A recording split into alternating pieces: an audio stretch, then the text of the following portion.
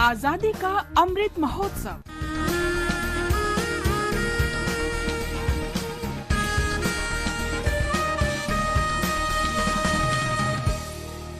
आजादी का सफर आकाशवाणी के संग। भारताचा स्वातंत्र्य लढा आधुनिक जगातल्या महानतम लढ्यांपैकी एक आहे। आकाशवाणी आपल्यासाठी दररोज घेऊन येत आहे या लढ्याची एक झलक।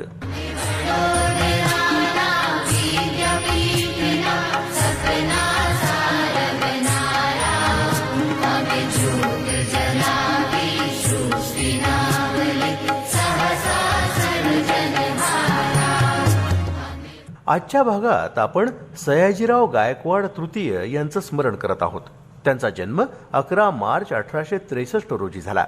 1875 ते 1939 पर्यंत ते बडोद्याचे महाराज होते।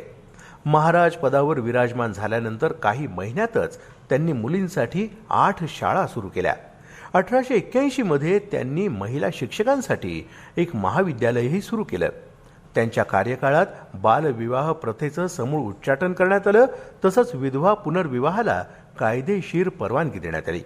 1893 मध्ये त्यांच्याच कार्यकाळात निःशुल्क आणि अनिवार्य प्राथमिक शिक्षणाचाही प्रारंभ झाला।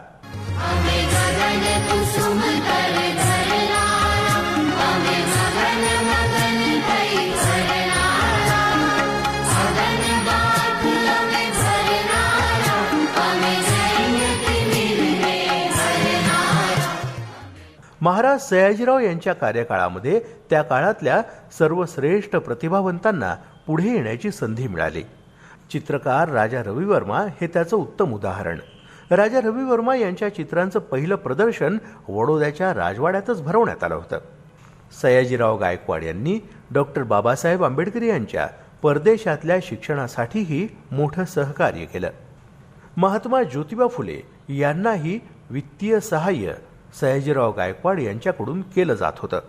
सयाजीराव गायकवाड यांनी रेल्वे जाळ्याचा विस्तार, पाणी पुरवठा योजना तसंच व्यावसायिक बँकांच्या सक्षमीकरणावर अधिक भर दिला।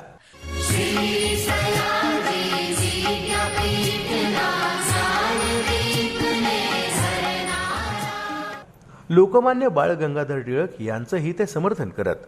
त्यासोबतच महात्मा गांधी आणि इंडियन नॅशनल काँग्रेसलाही त्यांचं समर्थन होतं। ब्रिटिशांच्या विरोधातली विचारसरणी असूनही ब्रिटिश सरकार त्यांच्या कार्यापासून भयभीत होत असत। 1911 मध्ये अशीच एक रोमांचक घटना घडली। त्यावेळी ब्रिटिश सम्राट जॉर्ज पंचम हे दिल्लीत आले होते।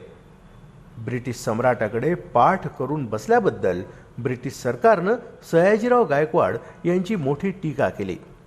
63 वर्षांच्या सशक्त आणि समर्थ शासन काळानंतर सयाजीराव गायकवाड यांचं 6 फेब्रुवारी 1939 रोजी निधन झालं। या महान देशभक्ताला आमची आदरांजली।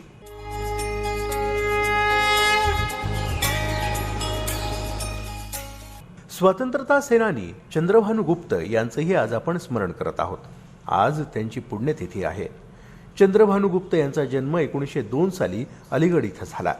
17व्या वर्षी ते स्वातंत्र्य संग्रामात सहभागी झाले। सीतापूर इथं रॉलेट ऍक्टच्या विरोधात झालेल्या आंदोलनात त्यांनी सहभाग घेतला। उत्तर प्रदेश भारत की शान, उत्तर प्रदेश। चंद्रभानु यांनी आपल्या सहकाऱ्यांसोबत लखनौ इथं मिठाचा सत्याग्रह करण्याची योजना आखली। चंद्रभानु आणि त्यांचे समर्थक हमीनाबाद इथल्या गुंगे नवाब पार्कमध्ये एकत्र झाले आणि इंग्रजांविरोधी घोषणाबाजी करत त्यांनी मिठाचा कायदा तोडला।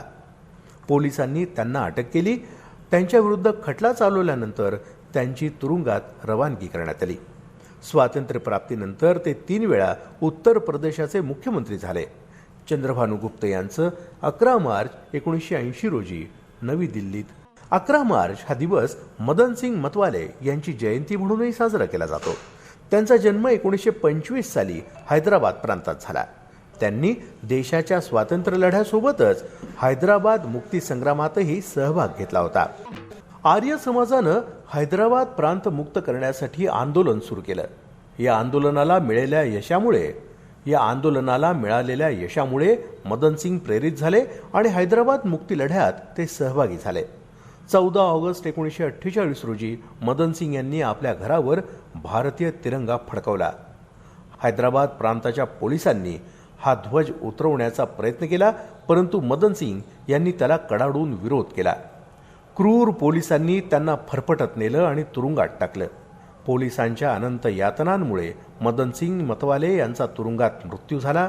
भारत मातेच्या या महान पुत्राला आमची आदरांजली.